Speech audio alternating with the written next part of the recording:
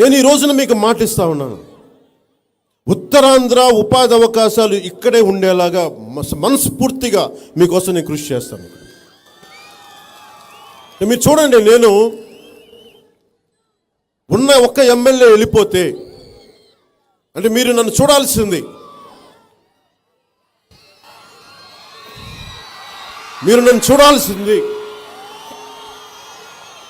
ఉన్న ఒక్క ఎమ్మెల్యే వెళ్ళిపోతే ఎవరికైనా సరే ఓడిపోగానే భయం వేస్తుంది. ముఖ్యంగా యువతకి మీకు తెలుసు బాగా ఓటమి తాలూకు విలువ. ఒక ఎంట్రన్స్ టెస్ట్లో ఫెయిల్ అయితే, ఒక ఎగ్జామ్లో ఫెయిల్ అయితే తలెత్తుకోలేం. నేను ఇన్ని సంవత్సరాల నుంచి ఓటమి తీసుకుంటూనే ఎదుగుతూనే ఉన్నాను, ఆగలేదు, ముందుకెళ్తూనే ఉన్నాం. 150 మంది సభ్యులతో ప్రారంభమైన జనసేన ఈరోజు 6.5 లక్షల మంది క్రియాశీలక సభ్యులతో వెళ్ళి ఓడిపోతూనే ఉన్నాం, ఎక్కడ ఆగల. అబ్రహాం లింకన్ ప్రతిసారి ఓడిపోయాడు. లాయర్ ఎన్నికల్లో ఓడిపోయాడు, సెనేటర్ ఎన్నికల్లో ఓడిపోయాడు, గవర్నర్ ఎన్నికల్లో ఓడిపోయాడు, అమెరికన్ ప్రెసిడెంట్ అయ్యాడు. ఆయన అనుభవం ఏం చెప్తుందంటే, మనం అనుక్షణం యుద్ధానికి ప్రిపేర్ అవుతూ ఎదుగుతూ వెళ్ళటమే.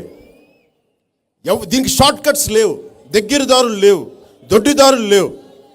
నిలబడి చూపించడమే మనిషి తాలూకు కర్తవ్యం, నాయకుడి తాలూకు కర్తవ్యం. నిలబడే చూపించాలి. నేను ఎందుకు చూపిస్తున్నాను మీకంటే, నేను వెళ్ళి బీజేపీలో జాయిన్ అయితే నేను కోరుకున్న పదవి వాళ్ళు ఇస్తారు నాకు. కానీ మనం విభజన తర్వాత కూడా, రాష్ట్ర విభజన జరిగిన తర్వాత కూడా, దశాబ్దం దాటిన తర్వాత కూడా ఇంకా మనం రాజధాని ఎక్కడుంది, ఆంధ్రప్రదేశ్ రాజధాని ఏది, అత్తారింటికి దారేది లాగా ఆంధ్రప్రదేశ్ రాజధానికి దారేది. అత్తారింటికి దారేదంటే మూడు గంటల సమయంలో కథ చెప్పచ్చు. రాజధానికి దారేదంటే కథ చెప్పలేము. ఇక్కడ ఈ రోజుకి ఆంధ్రప్రదేశ్కి రాజధాని లేదు. ప్రతిసారి ఢిల్లీ నుంచి ఎవరో చెప్పాలి రాజధాని అమరావతి అని. వైసీపీ నాయకులు వీళ్ళు మాట్లాడుతూ ఉంటారు, అంటే ఉత్తరాంధ్ర మీద మీకు ప్రేమ లేదా, ఉత్తరాంధ్ర మీద మమకారం లేదా, ఇలా మాట్లాడుతుంటే వారిని ఒకటే అడగదలుచుకున్నా, ఉత్తరాంధ్ర దోపిడీకి గురవుతుంటే ఉత్తరాంధ్ర నాయకులంతా మీరేం చేస్తున్నారయ్యా? మీరందరూ నన్ను అడుగు, నేను చెప్తా. మీరందరూ ఉన్నారు కదా ఇక్కడ నుంచి, నన్ను అడిగే వాళ్ళందరూ, మీకు ఉద్దానం కిడ్నీ సమస్య నేను వచ్చి చెప్పే వరకు మీకు తెలియలేదా? మీకు ఉద్దానంలో కిడ్నీ సమస్య వచ్చి అంతమంది చనిపోతూ ఉంటే ఉత్తరాంధ్ర నాయకులకు ఎందుకు మీకు పట్టలేదు? నన్ను విమర్శించే ఉత్తరాంధ్ర నాయకులకు మాత్రమే చెప్తున్నాను, మీకు ఎందుకు పట్టలేదు? విజయనగరంలో ఉన్న నాయకులకు మీకు ఎందుకు ఉద్దానం మీద మీరు శ్రీకాకుళంకి ఎందుకు వెళ్ళలేకపోయారు? మీరు అమరావతి, విశాఖ, బాబు ఒక నిమిషం ఆగు, రీజన్ చెప్తానండి బాబు. ఈ జేజేలన్నీ మీరు ఇక్కడ ఎనర్జీ వేస్ట్ చేసుకోకుండా ఎలక్షన్లో ఓటింగ్లో చూపించండి. మీరు మాట వింటే మార్పు వస్తుంది. మీరు ఎందుకు ఓటు వేయాలో కూడా మీకు అర్థం కావాలి. నాకు నినాదాలు కొత్త కాదు, చప్పట్లు కొత్త కాదు. నేను కోరుకుంటుంది ముఖ్యంగా ఉత్తరాంధ్రకి సంబంధించి వలసలు మటుకు ఆగాలి, కాలుష్యం తగ్గేలా పరిశ్రమలకి ఒక నియంత్రణ మండలిని మరింత బలంగా పనిచేసేలా చేయాలి. నా సంపూర్ణమైన కోరిక ఉత్తరాంధ్ర వలసలు ఆగే తీరాలి.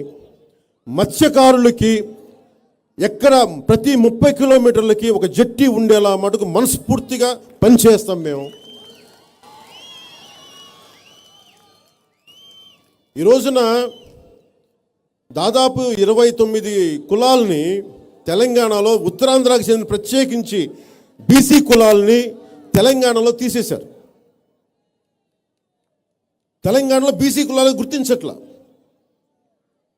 మనకున్న 29 కులాలని, ముఖ్యంగా ఆంధ్రాకి సంబంధించి దాంట్లో ప్రత్యేకించి ఉత్తరాంధ్రాకు సంబంధించిన అత్యధిక కులాలని అక్కడ బీసీలుగా గుర్తించట్లా. మిగతా అన్ని బీసీ కులాలను గుర్తిస్తున్నారు, కానీ ఉత్తరాంధ్రాకు సంబంధించిన బీసీ కులాలను గుర్తించట్లా తెలంగాణ. నేను అడిగేది, మీరు కూడా ఆలోచించండి. మీరు 151 మంది ఎమ్మెల్యేలను ఇచ్చారు ఈ ముఖ్యమంత్రికి. ఉత్తరాంధ్ర గురించి ప్రేమ కారిపోద్ది మనకి ఆ విజయనగరం జిల్లా నాయకులకి, మిగతా వారికి.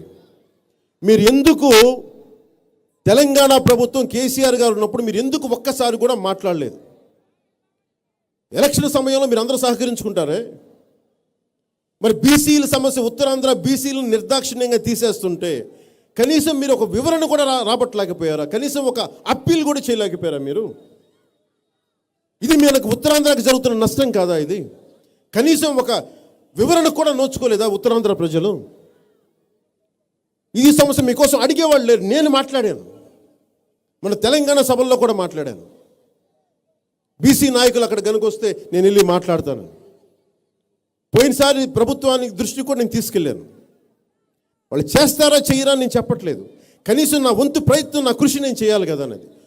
ఒక అధికారం లేని నేనే ఇంత కృషి చేస్తూ ఉంటే, స్టీల్ ప్లాంట్ కోసం నేనే వెళ్ళి అమిత్ షా గారితో మాట్లాడుతూ ఉంటే, dredging corporation of India mini Ratna company ప్రైవేటీకరణ చేస్తారంటే నేను ఆ రోజున మన సంఘాలన్నిటికీ మద్దతు, కార్మిక సంఘాలన్నిటికీ మద్దతు ఇచ్చి, ఈ రోజున డ్రెడ్జింగ్ కార్పొరేషన్ ఆఫ్ ఇండియా లాభాల బాటలో ఉంది, ప్రభుత్వ రంగ సంస్థగానే ఉంది అంటే దానికి జనసేన కృషి చేసింది. దానికి ఇది నేను చెప్తున్న మాట కాదు, నేను నా పని ఎప్పుడు చెప్పడమే.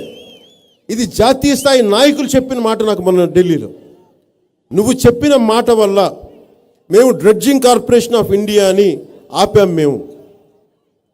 నేను అదే చెప్పాను, మీరు దీన్ని కూడా మీరు స్టీల్ ప్లాంట్ని కూడా చేయండి, స్టీల్ ప్లాంట్ ప్రత్యేకమైంది. నేను అందుకు చెప్పాను, ఇది చాలా భావోద్వేగంతో కూడుకున్నది. It's not just a mere steel plant sir. ఇది కేవలం స్టీల్ ప్లాంట్గా చూడకండి, ఇది మా అందరి తాలూకు ఒక భావోద్వేగంతో కూడింది. మా బలిదానాల మీద, మా పెట్టుబడి మీద జరిగింది ఇది. అంటే ఈరోజు వరకు ప్రైవేటీకరణ జరగకుండా మనం కృషి చేస్తూ వచ్చాం ఇక్కడ దాకా.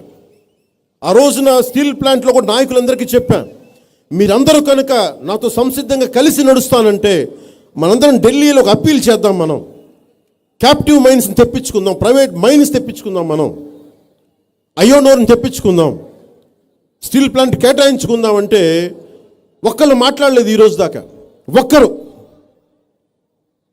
ఇంతమంది ఆ రోజు ఉన్నారు, ఆ రోజున ఒక్కళ్ళు కూడా ఈ రోజు దాకా ఒక్కరు మాట్లాడలా.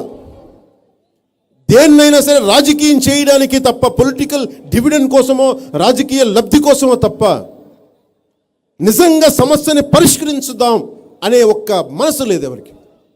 నేను మీకు మాటిస్తున్నాను, మీరు గనక జనసేనకి అండగా నిలబడితే